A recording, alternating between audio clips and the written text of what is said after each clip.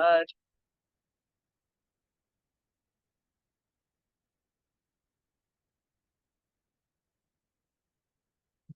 यशोदानंदन व्रज जन रंजन।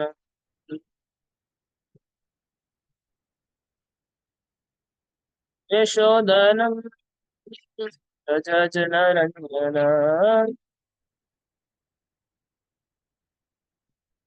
यमुना तीरा पवन था।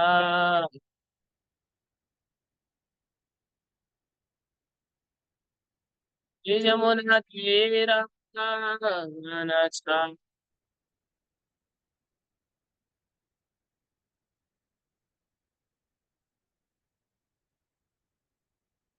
कृष्ण कृष्ण कृष्ण हरे हरे। हरे राम हरे राम। राम राम हरे हरे। हरे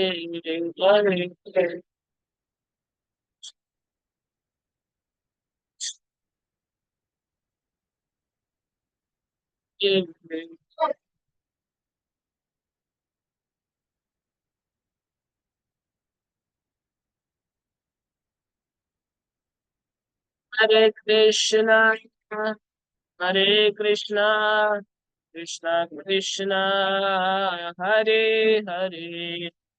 हरे राम हरे राम राम राम हरे हरे। हरे कृष्णा हरे कृष्णा कृष्णा कृष्णा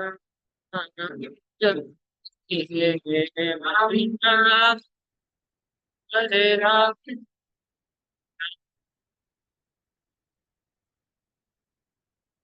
जय राधा माधव राधा माधव राधे।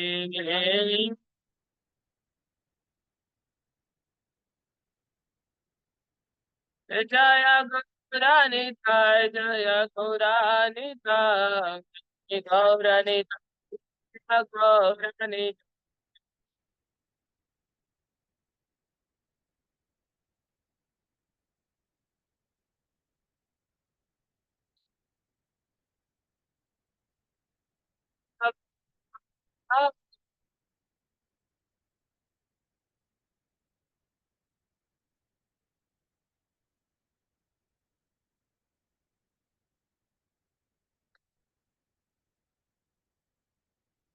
जय श्री श्री राधा माधव की श्री गौरनिताय की ग्रंथराज श्रीमद् भागवतम की श्री प्रभुपाद की।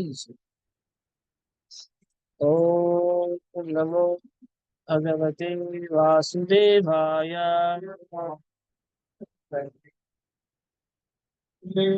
ओम नमो भगवते वासुदेवाय। नमो भगवते वासुदेवाय। नारायणं नमस्कृत्य नरं चैव नरोत्तमं देवीं सरस्वतीं व्यासं ततो जयमुदीरयेत्। नष्टप्रायेषु अभद्रेषु नित्यं भागवत सेवया भगवतीरुत्तमश्लोके भक्तिर्भवति नैष्टिकी।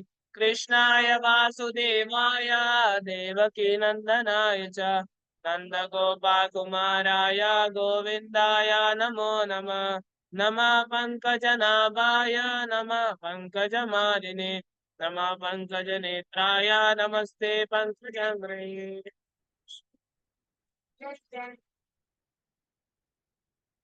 హరే కృష్ణ.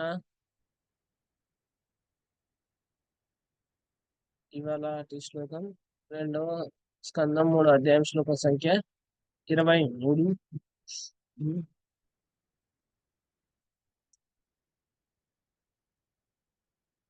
ఒక నిమిషం.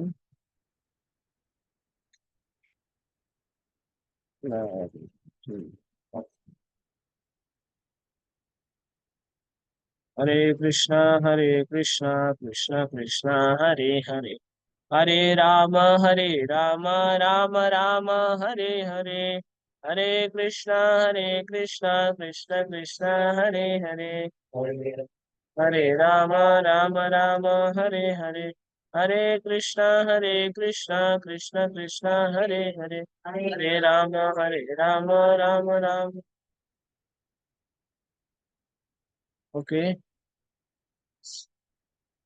जीवञ्च वो भागवताङ्घ्रिरेणुम् न चातुमर्त्योऽभिलभेत यस्तु श्रीविष्णुपद्या मनुजस्तुल्यस्य स्वसन् स्वसन् स्वसन् च वो यस्तु न वेद गन्धम् जीवन जीवन च वो भागवताङ्घ्रिरेणुम् न जातुमर्त्योऽभिलभेत यस्तु श्रीविष्णुपद्या मनुजस्तुल्यस्य मनुजस्तुलस्य स्वसन् च वो यस्तु न वेद गन्धम् जीवन् च वो भागवताङ्घ्रिरेणुं न जातिमर्त्योऽभिलभेत यस्तु श्रीविष्णुपद्या मनुजस्तुल्यस्य स्वसन् च वो यस्तु न वेद गन्धम्। हरे कृष्ण। प्रभु जी माता जी रिसाइड हरे చేయండి। कृष्ण। हरे कृष्ण प्रभु। जीवयिच्छो भागवताङ्घ्रिरेणुं न जातुमर्त्योऽभिलभेत यस्तु श्रीविष्णुपद्यामनुजस्थल्यस्य ससंख्ययो यस्तु न वे। ఇంకా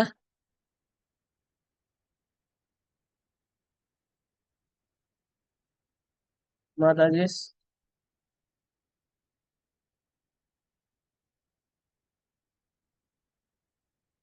ఫ్రీజ్ అవుట్ అయిపోయింది। मनुजस्याः श्वसञ्च वो यस्तु न वेदगन्धम्। हरे कृष्ण प्रभु। हरे कृष्ण माताజీ। ఇంకెవరైనా? జీవించి ఓ భాగవతాంగ్రిరేణుం న జాతుమర్త్యో కిల భేతయస్తు శ్రీ విష్ణు పద్యామజస్తుల్యస్యాః స్వసంచవో యస్తు న వేద గంధం। హరే కృష్ణ। హరే కృష్ణ। ఇంకా हरे कृष्ण। जीवञ्चिवो भागवताङ्घ्रिरेणुं न जातुमर्त्यो लभेत यस्तु श्रीविष्णुपद्यामनुजस्तुल्यप्याः स्याः स्वसं च भूयन् यस्तु न वेद गन्धम्। हरे कृष्ण। హరే కృష్ణ। జీవన్ జీవించుచున్నను, శవః మృతదేహము, భాగవత అంగ్రిరేణుం విశుద్ధ భక్తుని పాద పద్మధూలి, జాతు ఏనాడును, మర్త్యః మరణించినట్టివాడే, నా అభిలభేత స్వీకరింపనివాడు, యహ మానవుడు, తు కాని, శ్రీ ఐశ్వర్యము, విష్ణుపద్యా విష్ణుపాద పద్మముల, మనుజః మానవుడు, మనువు నుండి వచ్చినవాడు, తులస్యా తులసీదళమును, శ్వసన్ శ్వాసించుచున్నను, శవః శవమే, యహ ఎవడైతే, తు కాని, నవేద ఆంగ్రానింపలేదు, గంధం గంధమును। భావం భాషను చెప్పినది అభయ చరణారవింద భక్తివేదాంత స్వామి శిల ప్రభుపాదకి। భావము: విశుద్ధ భక్తుని పాద పద్మధూళిని ఏనాడును శిరమున దాల్చని వాడు నిక్కముగా మరణించినట్టి వాడే అయి ఉన్నాడు। విష్ణు పాద పద్మముల యందలి తులసీ దళముల గంధమును ఎన్నడును ఆగ్రానించని వాడు శ్వాసించుచున్నను శవమే అయి ఉన్నాడు. భాష్యం. ఇలా రెండు విషయాలు చెప్పినారు. ఎవరైతే విశుద్ధ భక్తుని పాద పద్మధూళిని తన తల పైన అంటించుకోవడం వాడు శవంతో సమానం అంట, మరణించినట్టు వాడితో సమానం. విష్ణు పాద పద్మముల యందలి తులసి దళం, తులసి గంధమును ఆగ్రానించడం అంటే స్మెల్ చేయని వాడు వాడు శవంతో సమానం అని చెప్తున్నారు. భాష్యము. శ్రీల విశ్వనాథ చక్రవర్తి ఠాకూరుల ప్రకారము శ్వాసించడి మృతదేహము దయ్యమే. మరణము సంభవించినప్పుడు మనుజుడు మృతుడైనట్లుగా పిలువబడను. కానీ తన ప్రస్తుత దృష్టికి గోచరించని సూక్ష్మ రూపములో తిరిగి ప్రత్యక్షమై లొనరించినచో అతడు దెయ్యముగా పిలువబడును. సర్వదా ఇతరులకు భయమును కలిగించుచు దెయ్యములు వినాశకర శక్తులై ఉన్నాయి. అదే విధముగా శుద్ధ భక్తుల ఎడగాని దేవాలయములందు విష్ణుమూర్తుల ఎడగాని గౌరవం లేనట్టి దెయ్యపు రూప అభక్తులు సర్వదా భక్తులకు భయమునే కలిగింతురు. అటువంటి వారి నుండి భగవానుడు ఏనాడును ఏదియు అంగీకరింపడు. ఎవరినేని ప్రేమించినచో వారి ఎడ ప్రేమ భావములను చూపుటకు మొదలు వారి కుక్కను ప్రేమించవలెనని సాధారణముగా చెప్పబడుచుండును. అనగా శ్రీకృష్ణ భగవానుని విశుద్ధ భక్తుని శ్రద్ధతో సేవించడం ద్వారా విశుద్ధ భక్తి స్థాయి ప్రాప్తించగలదు. కనుక భక్తియుత సేవ యందలి ప్రథమ నిబంధన ఏమనగా మనుజుడు విశుద్ధ భక్తునకు సేవకుడు కావలెను. విశుద్ధ భక్తుని సేవించినటువంటి విశుద్ధ భక్తుని చరణ కమలముల ధూళిని స్వీకరించుట ఎనడి వచనము ద్వారా అది పూర్ణము కాగలదు. విశుద్ధమగు గురు శిష్య పరంపరకు అదియే మార్గము. ఏంటంట? భక్తి పరంపరకు.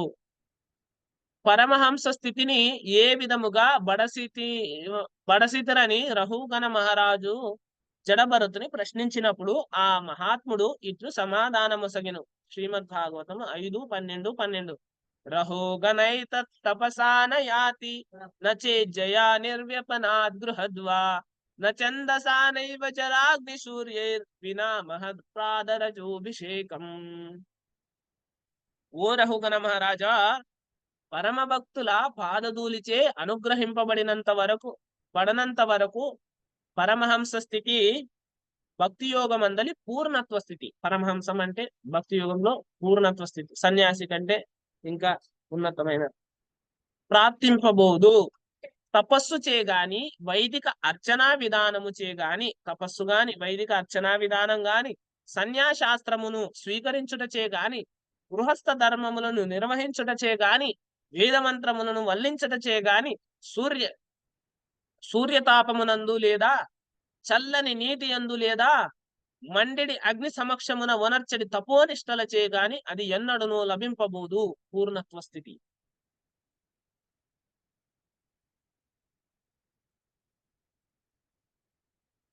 అనగా శ్రీకృష్ణ భగవానుడు తన విశుద్ధ భక్తుల సొత్తయి ఉన్నాడు. అటువంటి భక్తులే శ్రీకృష్ణుని వేరొక భక్తునకు వసగగలరు. అనగా కృష్ణుడు ఎన్నడును ప్రత్యక్షముగా లభ్యము కాబోడు. కనుకనే శ్రీ చైతన్య మహాప్రభు తనకు గోపీ భర్తుర్ పదకమలయోర్ దాస బృందావన గోపీ జనమును పాలించు శ్రీకృష్ణ భగవానుని దాసుల వినమ్రుడైన దాసుడు అని వర్ణించి ఉన్నారు.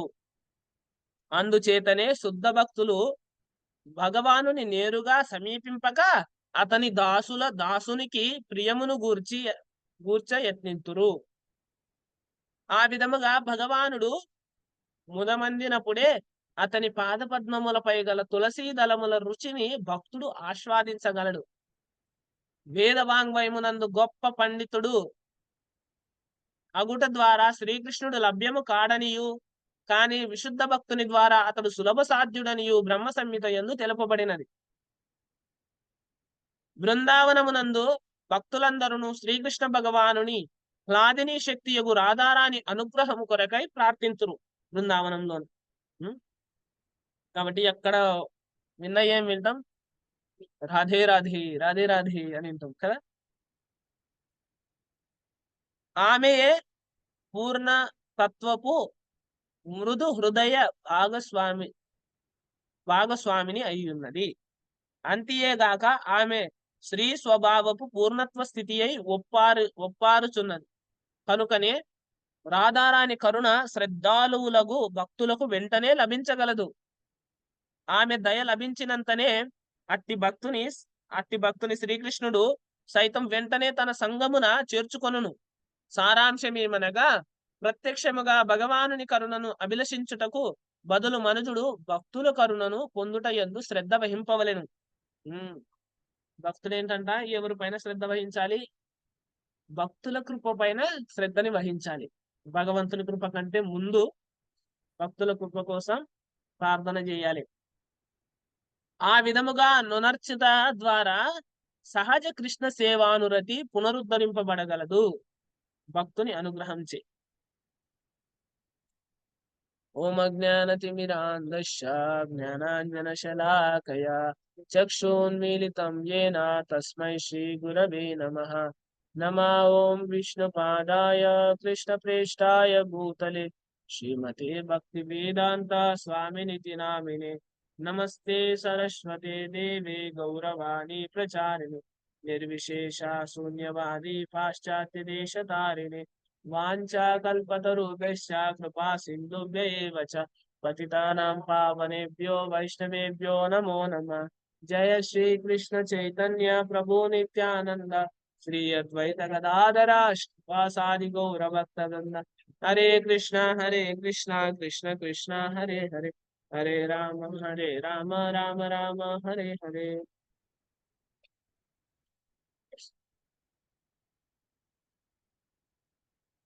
భావము: విశుద్ధ భక్తుని పాద పద్మధూళిని ఏనాడును శిరమున దాల్చని వాడు నిక్కముగా మరణించినట్టి వాడే అయి ఉన్నాడు. విష్ణు పాద పద్మముల ఎందలి తులసి దళముల గంధములు ఎన్నడూను ఆగ్రానించని వాడు శ్వాసించుచున్నను శవమే అయి ఉన్నాడు. కాబట్టి ఎవరైతే భగవంతుని యొక్క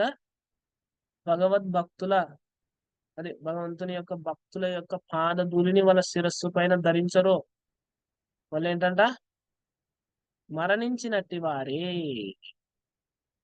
వాళ్ళ దేహములో ప్రాణం ఉన్నా కూడా అది ఏంటి, మరణంతో సమానం అని చెప్తున్నారు. ఇంకెవరైతే భగవంతుని యొక్క పాద పద్మాలకి అర్పించిన తులసి దళాన్ని శ్వాసించరు, స్మెల్ చేయరు, వాళ్ళు శవంతో సమానం అంట కదా. జిగ్రగ్రాన ముకుంద పాద తులసి మూర్ధన్న మాదోక్షజం. తులసి ఎకరాల వారు చెప్తారు, జిగ్రగ్రాన ముకుంద పాద తులసి. ఓ ముక్కుకి చెప్తున్నాడు అనమాట, శ్వాసకి.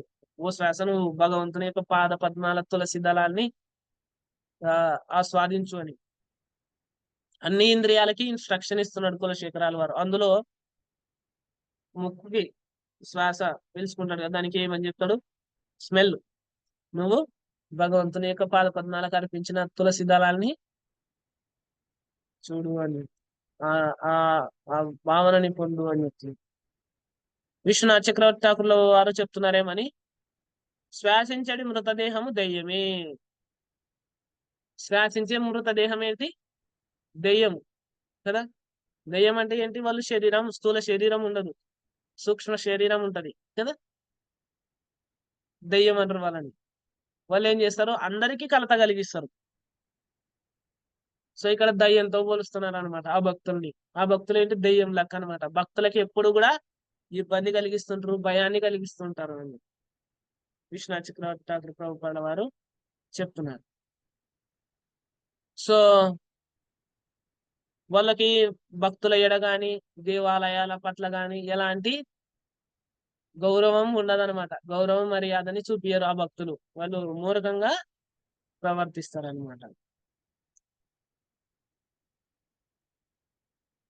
ఇక్కడ ఇంకొక విషయం రాస్తున్నారు, ఎవరినైనా ప్రేమించాలంటే ఫస్ట్ వాళ్ళ పెంపుడు జంతువుని ప్రేమించాలంట, వాళ్ళ కుక్కని ప్రేమించాలంట, ఎవరినైనా ప్రేమించాలనుకుంటే. సో అట్లా మనం భగవంతుని ప్రేమించాలనుకుంటే ఫస్ట్ భగవంతుని యొక్క సేవకుల్ని ప్రేమించాలి. అది వెరీ వెరీ ఇంపార్టెంట్. మనం భగవంతునికి ఎంతో నామజపం చేసి ఎంతో సేవ చేయడానికి ప్రయత్నం చేస్తూ భక్తుల పట్ల ఆ అసభ్యంగా అంటే ఇన్ ద సెన్స్ ఇమ్మోరల్ సరిగా ప్రవర్తించలేమనుకోండి, భగవంతుడు సంతుష్టిని చెందడు.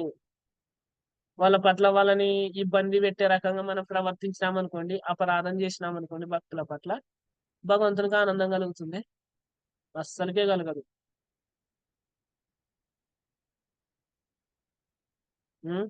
అస్సలకే భగవద్భక్తులకి మనం ఇబ్బంది కలిగించినామనుకోండి, భగవంతునికి ఏ మాత్రం ఆనందాన్ని ఇవ్వదనమాట అది.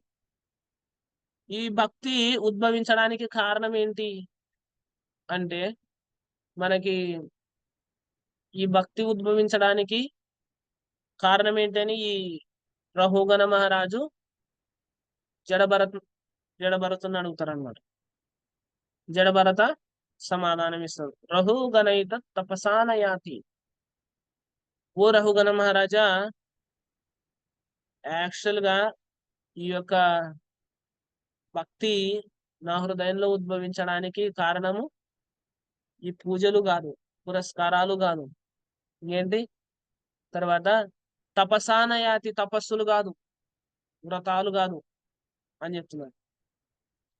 తర్వాత అర్చనా విధానం కాదు, సన్యాసాశ్రమాన్ని స్వీకరించడం కాదు, గృహస్థ ధర్మాల్ని చక్కగా నిర్వర్తించడం కాదు, తర్వాత వేద మంత్రాలని వల్లించడం, నా ఛందస జలాగ్ని సూర్య. ఈ తపస్సులు ఎట్లా చేస్తారంటే సాధువులు హిమాలయాల్లో కూడా వణికే చలిలో ఉంటారు కదా అని మనం వింటాం. ఫ్రీజ్ అయిపోతారు గడ్డ కట్టే చలిలో కూడా వాళ్ళు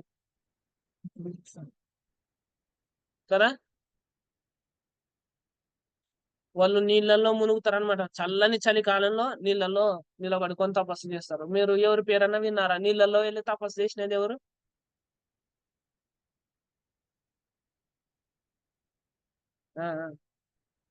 చెప్పండి, ఎవరైనా చెప్పండి. నీళ్ళలో తపస్సు చేసిన ఒక ఋషి పేరు మనం చాలా సార్లు వినింటాం. నేనైతే పార్వతీదేవి విన్నా ప్రభు, శివుడి కోసం. ఓకే, శివుడి కోసం చేశారు. ఇంకా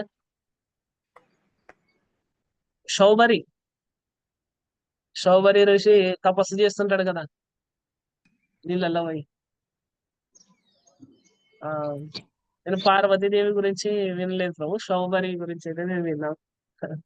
ఇంకా గోపికలు కూడా పుంసవన వ్రతం చేసినప్పుడు రోజు వాళ్ళ నీళ్ళలో పోయి స్నానం, చన్నీళ్ళలో తెల్లవారుజామున స్నానం చేసి కాత్యాయని దేవికి రోజు పూజ చేసేవాళ్ళు అన్నమాట. ఎందుకు? కృష్ణుడు కావాలని. అది వేరే విషయం. ఇట్లా నువ్వు చల్లని నీళ్ళల్లో నిలబడి చాలా సంవత్సరాలు తపస్సు చేసిన, లేదంటే ఇంకొక రకంగా కూడా తపస్సు చేస్తారు. ఎట్లా? చుట్టూ అగ్ని అంటించుకుంటారు అనమాట. మంట ఉంటది, మధ్యలో నిలబడతారు, ఎండ పెడుతుంటది, ఎండాకాలం ఎట్లుంటది ఊహించుకోండి. ఒకసారి ఊహించుకోండి, ఎండ ఉంటుంది, ఫుల్గా ఎండ ఉంటుంది, తర్వాత 45 డిగ్రీలు 40 డిగ్రీల పైన ఎండ ఉంటుంది, తర్వాత కింద ఏంటి చుట్టూ మంట మంటించుకుంటారు అనమాట. వాళ్ళు కూర్చొని మధ్యలో తపస్సు చేస్తారు. మనం ఊరికే ఉడకబెడితేనే అయ్యో అని అల్లల్లాడిపోతాం కదా. హిరణ్యకశిపుడు కూడా మందర పర్వతం లోపలికి పోయి చేస్తాడు కదా ప్రభుజీ. హిరణ్యకశిపుడు కూడా హిరణ్యకశిపుడు తపస్సు ఇంకా ఘోరమైనది. ఒక సైడ్ మొత్తం ఎముకలు వచ్చింటాయి మనకు బాగా. బొటన వేలు మీద చేస్తాడంట ప్రభుజీ. బొటన వేలు పైన నిలబడి, తర్వాత ఒక సైడ్ మొత్తము పురుగులు తినేసిన ఎముకలు మాత్రమే ఉంటాయి. అట్లా తపస్సు చేస్తాడనమాట. అట్లా తపస్సు చేసినా కూడా భగవంతుడు లభించాడు అని చెప్తున్నారు అనమాట ఇక్కడ భరత్ మహారాజ్. నువ్వు అంత తపస్సు చేసినా కదా. ఈవెన్ భక్తియుత సేవ కార్యక్రమాల్లో కూడా నువ్వు ఎన్నో పెద్ద పెద్ద కార్యక్రమాలు చేసి పెద్ద పెద్ద గొప్ప గొప్ప కార్యక్రమాలు చేసినా, లేదంటే గొప్పగా భాగవతంలో ఉన్న శ్లోకాలన్నీ ముందు నుంచి వెనుక నుంచి ముందుకి బట్టి కొట్టిన ఏది శ్లోకం అడిగినా చెప్పగలిగినా కూడా ఉపయోగం లేదు. పాదరజోభిషేకం, జ్ఞానం వల్ల కూడా పూర్ణత్వం లభించదు. మానవ జన్మ పూర్ణత్వం ఎట్లా లభిస్తుందంట? వినా మహత్ పాదరజోభిషేకం. ఇంకా తపస్సులు రకరకాలుగా చేస్తారన్నమాట. ఈ తపస్సులన్నీ కూడా ఏం చేయాలంటున్నారు ఇక్కడ? పాదరజోభిషేకం. భగవద్భక్తుల యొక్క పాదధూళితో మన శిరస్సు అలంకరించబడాలి. మన శిరస్సు అలంకరించబడడం అంటే ఎట్లా? ఆహా, సేవ చేయడం కాదు. ఎట్లా చెప్పండి? దానికి అర్థం ఏంటి? పాదధూళిలో మనం మనం అలంకరించబడాలంటే వాళ్ళు పోయేటప్పుడు వెనకాల దొరలున్నామా మట్టులు అంతే కదా. ధూళి లిటరల్ గా వాళ్ళు దుమ్ము తీసుకొని తలకు రుద్దుకున్నామా? అట్లయితే రుద్దుకున్నంత మాత్రం సరిపోతుంది.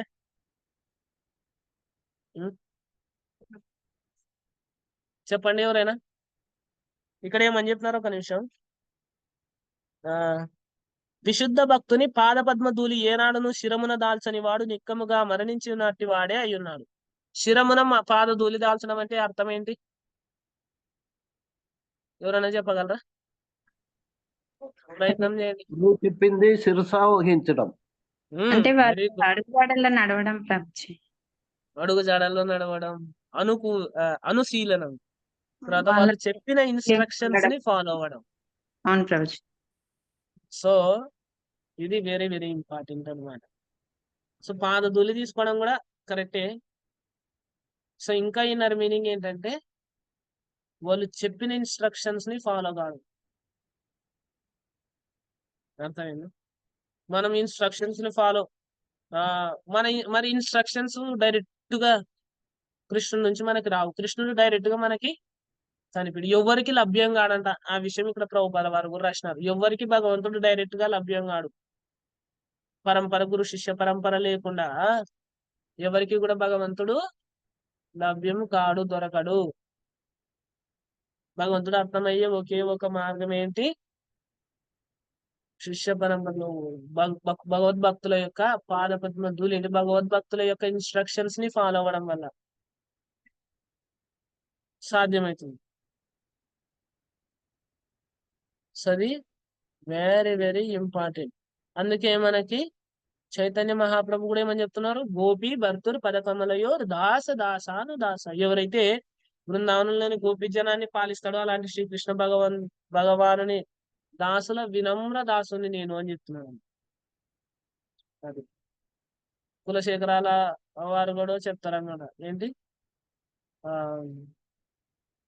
త్వద్భృత్య భృత్య పరిచారక భృత్య భృత్యశ్య భృత్య ఇతి మాం స్మరలోకనాథ అని కులశేఖరాల వారు కూడా చెప్తారనమాట. ఏంటి? నేను సేవకుల యొక్క సేవకునిగా ఉండేటట్టుగా నాకు ఆశీర్వాదం ఇవ్వండి అని కులశేఖరాల వారు చెప్తున్నారు. సో మీరు మనం చూస్తే భాగవతంలో కూడా పరీక్షిత్ మహారాజు నాకు ఆ పాము కాట వేయని పర్లేదు, కానీ నాకు 3 వరాలు కోరుకుంటున్నాను. ఒకటి, అందరి జీవుల పట్ల మైత్రి.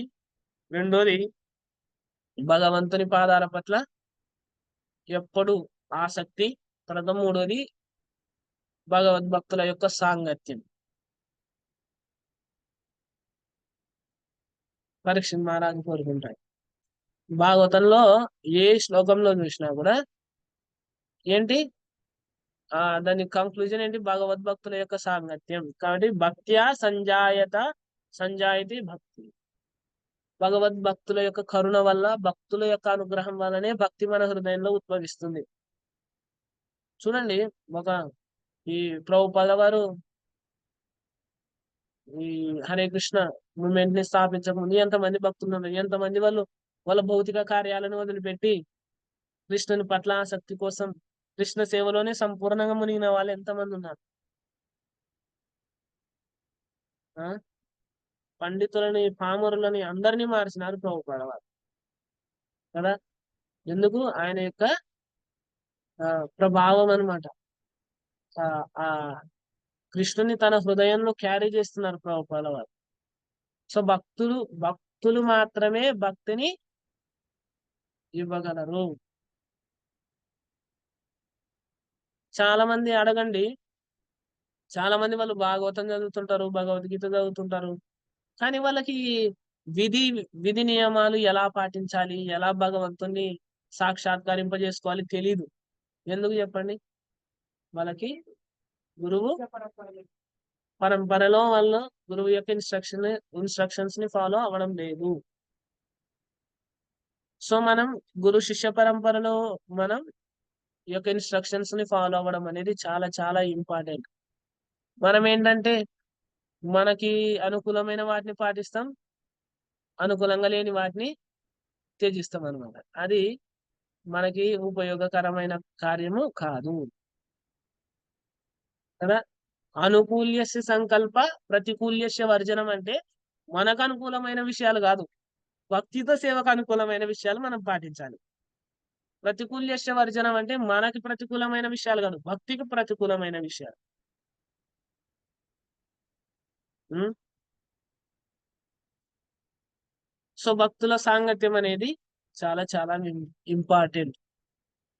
ఈ ఆన్లైన్ వచ్చిన తర్వాత చాలా మనకి లాభం ఉంది. ఏంటి? ఉదాహరణ హోలీనెస్ లోకనాథ్ స్వామి మహారాజ్ ప్రతిరోజు జపా సెషన్ పెట్టినారనమాట మార్నింగ్. సో తన చాలా మంది శిష్యులు, చాలా మంది భక్తులు అందరూ కూడా ఆ సెషన్ అటెండ్ అవుతారు. సో ఈ ఆన్లైన్ వల్ల ఏమైంది? ఇంతకు ముందు ఏంటి, గురువు ఇప్పుడు ఇప్పుడు ఇప్పుడు ప్రజెంట్ సిచ్యువేషన్ లో గురువు ఒక చోట ఉంటారు, శిష్యులు ఒక చోట ఉంటారు కదా. కానీ వాళ్ళని కనెక్ట్ చేసేది ఏంటి? ఆన్లైన్. సో దీనివల్ల చాలా లాభం కలిగింది. ఓన్లీ దీనికే స్టిక్ కాకూడదు అనమాట. మనం ఓన్లీ ఆన్లైన్ కే స్టిక్ అయ్యి ఇంటికి పరిమితం కాకూడదు. మందిరంకి వెళ్ళాలి, గురువు దగ్గరికి వెళ్ళాలి, తర్వాత తీర్థ స్థానాలకు వెళ్ళాలి అప్పుడప్పుడు, సంవత్సరంలో 1-2 సార్లు. అలా మనం ఏంటి భక్తితో సేవలో ముందుకి కొనసాగాలి. సో చూడండి, మరి భక్తుల సంగతిలో ఏం చేయాలంటే ఏం కోరుకుంటున్నారు? ధ్రువ మహారాజ్ చెప్తున్నారు అనమాట. భక్తి మోహో ప్రవహతాం త్వయి మే ప్రసంగో భూయాదనంత మహతామలాశయానాం ఏనాంజశోల్బనమురు వ్యసనం భవాబ్దిం నేషే భవద్గుణ కథామృతపానమత్త. ఇక్కడ చెప్తున్నారు భక్తి ముహుహు. భక్తి అంటే డివోషనల్ సర్వీస్. నన్ను దీవించు అని చెప్తున్నారు ధ్రువ మహారాజ్. ఏమని దీవించాలంట? భగవంతునితో చెప్తున్నారు అనమాట. నేను నీ భక్తులతో సాంగత్యంలో ఉండేట్టుగా దీవించు. ఏం చేయాలి? సాంగత్యంలో ఉండి నీ గురించి వినాలి, వినేటట్టుగా దీవించు. ఎట్లా అంట? ముహుహు. ముహు అంటే, ముహు అంటే పదే పదే, ముహు అంటే పదే పదే, కాన్స్టెంట్లీ, కంటిన్యూగా ఈ యొక్క నామరూప గుణలీలన్నీ వినేటట్టుగా నాకు వరం ఇవ్వు అని చెప్పని చెప్తున్నావు. ఓకే, నువ్వు భక్తుల సాంగత్యంలో ఉండి వినుకుంటా ఉంటే మరి భవసాగరం నుంచి దాటే దాని గురించి ఏమన్నా ఆలోచిస్తున్నావా నువ్వు అని చెప్తున్నావు. సో నాకు భవసాగరం గురించి అసలు ఆ డౌటే లేదు, ఆ క్వశ్చనే లేదు. ఈ క్లేశాలు నన్ను ఏం చేయలేవు. ఎందుకు? నేను ఆల్రెడీ మత్తహ పానమత్తహ అని అంటున్నాడు. కథామృత పానమత్తహ. కథ అనే అమృతాన్ని నేను తాగుతున్నాను. చూడండి, మందు తాగిన వాళ్ళు ఉంటారు కదా, మందు తాగే వాళ్ళు ఏం చేస్తారు? పొద్దునే లేచిన వెంటనే తాగుతారు, మళ్ళీ కొంచెం మత్తు దిగినట్టు అనిపిస్తే మళ్ళీ తాగుతారు. అంటే వాళ్ళు తాగడం, పడిపోవడం కదా, తాగడం, లేయడం, మళ్ళీ తాగడం, మళ్ళీ లేయడం, అట్లా వాళ్ళు తాగుతుంటారు, పడిపోతుంటారు, మళ్ళీ లేస్తుంటారు, మళ్ళీ తాగుతుంటారు, మళ్ళీ పడిపోతుంటారు. ఏంటి? వాళ్ళు ఆ మత్తులోనే కొనసాగుతుంటారు అనమాట. వాళ్ళకి ప్రపంచంలో ఏం జరుగుతుంది, వాళ్ళని ఎవరు ఏమంటున్నారు, ఎవరు తిడుతున్నారు, ఎవరు చివాట్లు పెడుతున్నారు, వాడు రొచ్చుగుంతనా లేదంటే ఆసన ఏది సింహాసనమా ఏంది వానికి అర్థం కాదు కదా. గుంతలో పడుతుంటారు కొన్నిసార్లు. విచిత్రంగా రోడ్డు పైన దొర్లుతుంటారు. తాగిన వాళ్ళని చూసినారా మీరు? ఎందుకు? పానమత్త. వాళ్ళు మత్తులో ఉన్నారనమాట. సో ఈ ఉదాహరణ ఇస్తారనమాట ఆచార్యులు కదా. భక్తులు కూడా అంతే, వాళ్ళు అడిక్ట్ అయిపోయినారు అనమాట. ఎవరికి? అడిక్షన్. ఇప్పుడు డి అడిక్షన్ ప్రోగ్రామ్స్ అని ఉంటాయి కదా. డి అడిక్షన్ అంటే అడిక్షన్ లో నుంచి బయటకు తీసుకురావడం. ఈ మత్తు పదార్థాలకి, స్త్రీ అయితే పురుషునికి, పురుషుడైతే స్త్రీకి ఆకర్షితుడైనాడు అనుకో, దాన్ని అడిక్షన్ అంటారు కదా. ఏదైనా ఒక విషయానికి ఎక్కువగా నువ్వు ఆసక్తి పెంపొందించుకున్నావు అనుకో, దాన్ని అడిక్షన్ అంటారు. దానికోసమే నీ సమయాన్ని, నీ శక్తిని వెచ్చిస్తున్నావు అంటే దాన్ని అడిక్షన్ అంటారు. సో భక్తుల అడిక్షన్ ఏంటి? కృష్ణ. సో వాళ్ళు ఎంతగా అడిక్ట్ అయింటారంటే ప్రపంచంలో ఏం జరుగుతుందో వాళ్ళకి గుర్తున్నది అనమాట. అంతే కదా, తాగిన వాళ్ళు ఏమన్నా గుర్తుంటది వాళ్ళకి, సంసారం ఏమి, పిల్లలేమి, ప్రపంచం ఏమి. ఎవరైనా తిట్టినారనుకో, భక్తులు కూడా అంతే, ఎవరైనా తిడితే వాళ్ళు ఏం పట్టించుకుంటారా వాళ్ళు? శుద్ధ భక్తులు ఎవరైనా తిట్టినా, వాళ్ళని వాట్లు పెట్టినా కూడా శప్తా క్షిప్తా హతాహపి నాశ్య తత్ ప్రతికుర్వంతి తద్భక్త ప్రభువోపి. వాళ్ళని తిట్టినా, కొట్టినా, చంపినా కూడా వాళ్ళు వెనక్కి తిరిగి మాట్లాడరు. ఎందుకు? వాళ్ళు మత్తః పానమత్త కథామృత పానమత్తః. సో మనము ఈ కథామృత పానమత్తః అనే స్థాయికి వెళ్ళాలంటే భగవంతుని నిన్న నేను చెప్తున్నానేమని, నాకు చిన్న ఉన్నప్పటి నుంచి ఆలోచన ఉండేదనమాట. ముసలిగా అయితే ఏమవుతాము మన పరిస్థితి. నేను నిన్న పూర్తిగా చెప్పలేదు దాని గురించి. యాక్చువల్ గా ఇది చాలా ఆ వెంటాడుతున్న క్వశ్చన్ అనమాట. నాకు ఎవరు రక్షణ కల్పిస్తారు అని, సెల్ఫిష్నెస్ అనుకోండి. ఆ యాక్చువల్ గా భగవద్గీత విన్న తర్వాత ఇది ఉంది కదా, సర్వధర్మాన్ పరిత్యజ్య మామేకం శరణం వ్రజ అహం త్వాం సర్వ పాపేభ్యో మోక్షయిష్యామి. డోంట్ వరీ, డోంట్ ఫియర్, నేనున్నాను, భయపడద్దు అని చెప్పిన ఒకే ఒక వ్యక్తి ఎవరు? కృష్ణ. సో మరి మనం ఆ థాట్ అనమాట. ఇలా చూడండి, ఎవరైనా కృష్ణ కథలో మగ్నమై ఉంటే వాళ్ళకి ప్రపంచంలో ఉండే క్లేశాలు ఏం చేయలేవు వాళ్ళని. మనం వెళ్ళాల్సింది ఈ స్థాయికి. వాళ్ళకి ఆర్థిక పరిస్థితులు వాళ్ళని ఏం చేయలేవు. సుధామ బ్రాహ్మణ్ ఉన్నాడు కదా, ఆయనకి ఏం లేదు, బట్ స్టిల్ హ్యాపీ. విదురుడు కూడా అంతే, ఏం లేదు వాళ్ళకి, ఈజ్ హ్యాపీ. వేద వాళ్ళు కదా, వాళ్ళు శూద్ర కుటుంబంలో పుట్టినారు, బట్ స్టిల్ బ్రాహ్మణుడు. సుధామ బ్రాహ్మణుడు, తర్వాత ఈయన విదురుడు శూద్ర జన్మ, అయినా కూడా ఈజ్ హ్యాపీ, బ్లిస్ఫుల్. అవునా కదా? భక్తియుత సేవ యొక్క పవర్ ఏంటంటే అంత శక్తివంతమైనది అనమాట. సో వాళ్ళేంటి? పూర్తిగా కథామృత మగ్న చిత్త. వాళ్ళ చిత్తం ఏంటి? కథామృతం పైన సంలగ్నమైంటుంది. సో ఈ చిత్తం ఇట్లా ఎవరికైతే ఆ వాళ్ళ చిత్తం అనేది భగవంతుని యొక్క కథామృతం పైన సంలగ్నమై ఉంటుందో వాళ్ళకి పెద్ద పట్టింపు ఉండదు అనమాట. వాళ్ళ శరీరం పట్ల కానీ వ్యవస్థ పట్ల కానీ వాళ్ళకి జరిగే అసలు వాళ్ళు ఏదాన్ని అన్యాయంగా కానీ అధర్మంగా కానీ స్వీకరించరు. ప్రతిదీ కూడా భగవంతుని యొక్క అనుగ్రహంగానే స్వీకరించే యొక్క శక్తి వాళ్ళకి వచ్చేస్తుంది. ఎందుకు? వాళ్ళ చిత్తం ఎప్పుడు కూడా కృష్ణుని పైన ఉంది. కృష్ణుడు అంటే ఏంటి? ఎప్పుడు కూడా సెల్ఫ్ సాటిస్ఫైడ్ అంటారు. కృష్ణుని యొక్క ఇంకొక గుణం ఏంటి? Self satisfied. సెల్ఫ్ సాటిస్ఫైడ్ అంటే ఏంటి? ఎప్పుడు కూడా ఆ ఆత్మారామ అంటే తనలో తాను ఆనందాన్ని పొందే వ్యక్తి. సో అలాంటి గుణము